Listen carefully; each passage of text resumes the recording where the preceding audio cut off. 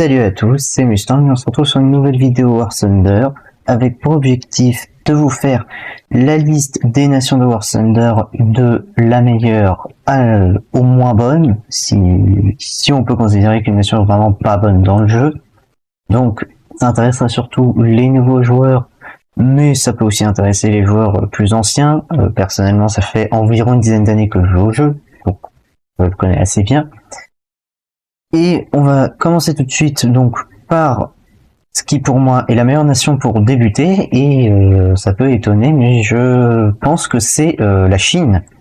La Chine qui finalement a un arbre assez intéressant, puisque pour démarrer, vous allez jouer en fait des véhicules de plusieurs nations. Donc au début vous aurez de l'américain et du russe.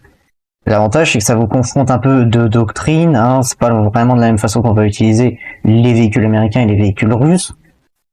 Les véhicules russes qui vont un peu s'utiliser aussi, par exemple, comme les véhicules allemands, les véhicules américains qui vont plus s'utiliser comme des véhicules britanniques, même si c'est bien que plus technique.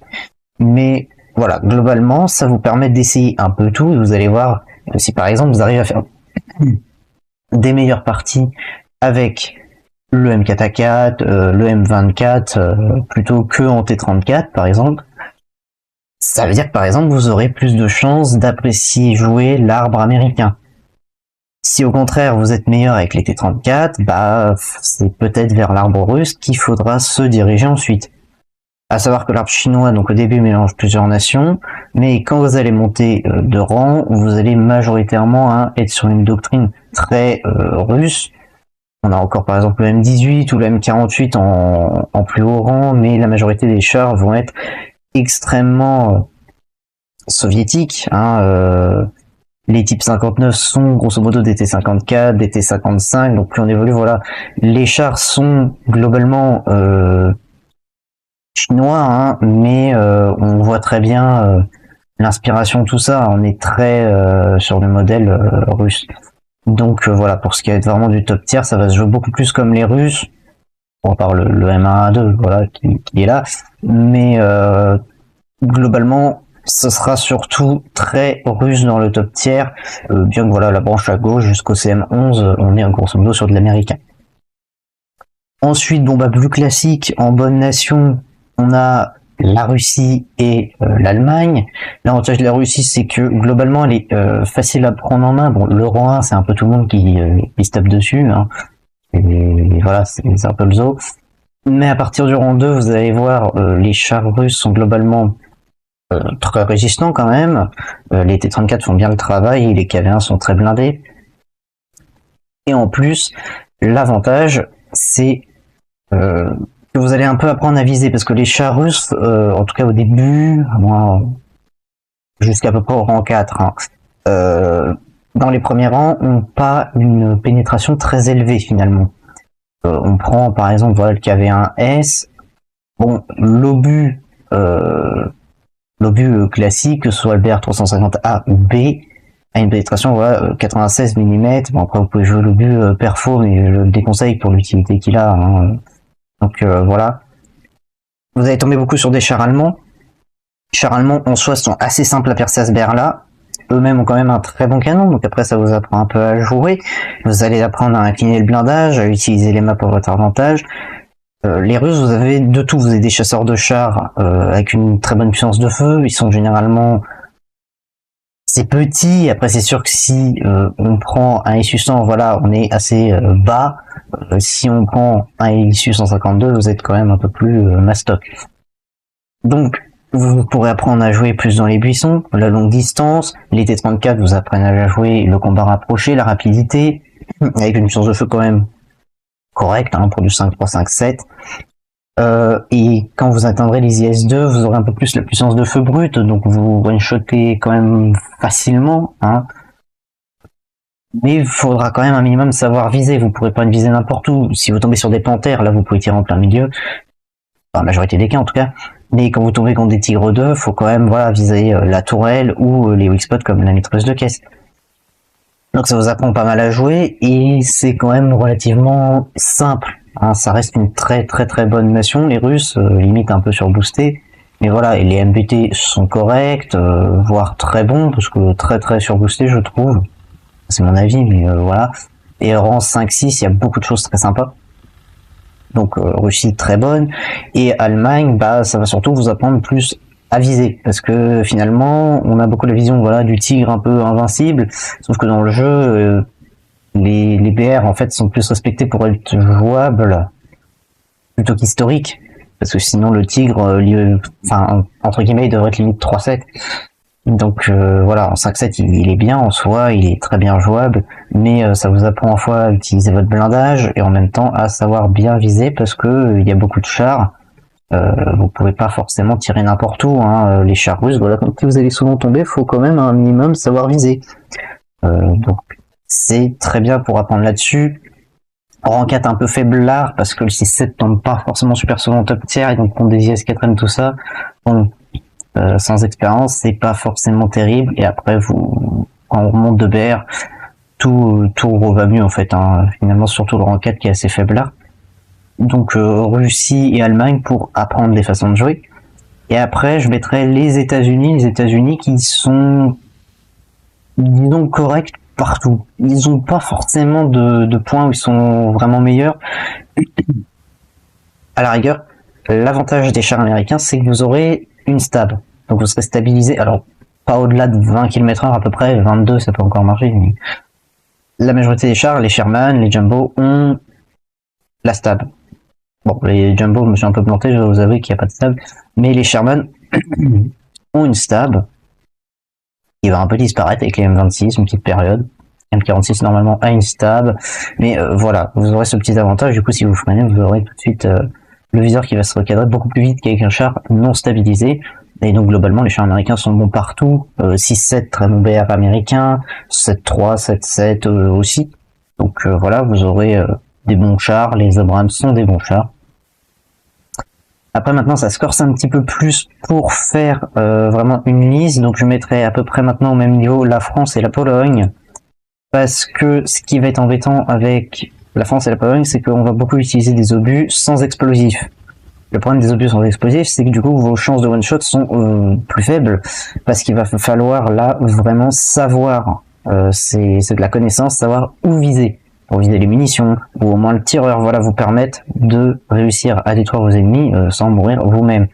Voilà, on va regarder les centurions, la majorité du temps, vous utilisez voilà de la PDS, ou en tout cas de la PCVC sans explosif. Donc forcément, si vous tirez à un endroit un peu au pif, si vous faites par exemple comme mitrailleur, bah, ça va pas du tout vous aider.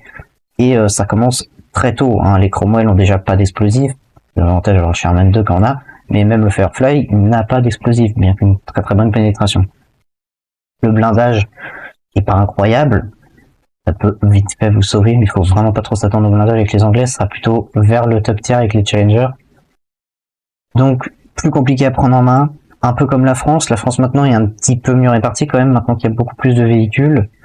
Au rang 1 vous roulez un peu sur tout le monde parce que vous avez un canon très correct et le blindage est extrêmement élevé pour le VR, donc facile à jouer au début, bien que pas forcément terrible, parce que c'est pareil, vous avez toujours pas d'explosif, même au 1. Donc va falloir un peu savoir où viser, pour éviter quand même de mourir bêtement, et ça va être comme ça un peu à tous les BR, hein. Par exemple cette français qui est très bon, bah c'est pas des objets explosifs, donc faut savoir où viser. Et après le top tier est quand même vachement maintenant mieux garni que les léopards, ainsi que les Leclerc qui sont des très bons chars. Les DCA sont bonnes, bon, après les DCA, voilà, ça reste une DCA, il n'y a pas non plus spécialement mauvais. Ce qui sera gênant avec les Français, c'est que par exemple en 6 et 5, il n'y a pas de stab. Par exemple en 6, bon, vous pouvez compter sur les AMX-32, mais les 30 ACRA, la MX-10RC, voilà, ça n'a pas de stab. Ensuite, je mettrai à peu près je dirais au même niveau, la Suède et l'Israël. La Suède et Israël, parce que Suède, en soi, est une plutôt bonne nation, très forte, à partir à peu près du rang 6, 5 même, en rang 5 à top tier très forte, bonne, en dessous. Mais le problème, ça va être surtout pour construire des line-up. Par exemple, pour l'F 62 anti-2, vous descendez, hop, nouvelle DCA, 4-7, 3-3, 4-7, bon, VKV4, 3-0, on passe à 5-0, PVKV2, 4-3, 6-7. Donc voilà, il y a des très gros écarts de BR. Donc ça, c'est un peu gênant. La majorité des chars ont des objets explosifs, donc ça, ce sera pas trop un problème. Hormis quelques petites exceptions de chars, voilà, par exemple, pour le char de tir, bon, bah, c'est un char anglais, donc voilà, vous avez la PBS. Mais globalement, vous avez de l'explosif, vous avez une bonne nation. Mais je dirais à prendre quand même plus en main avec de l'expérience, à cause voilà des échanges de BR, il va falloir peut-être un peu plus rester à certains BR.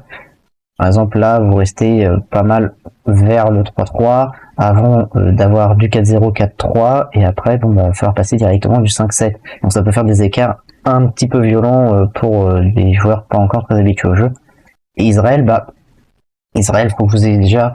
alors, ça fait longtemps que j'ai débloqué l'Israël, donc voilà, mais je crois que c'est du rang 5 dans une nation, rang 5 chars pour avoir les chars, et rang 5 avions pour avoir les avions.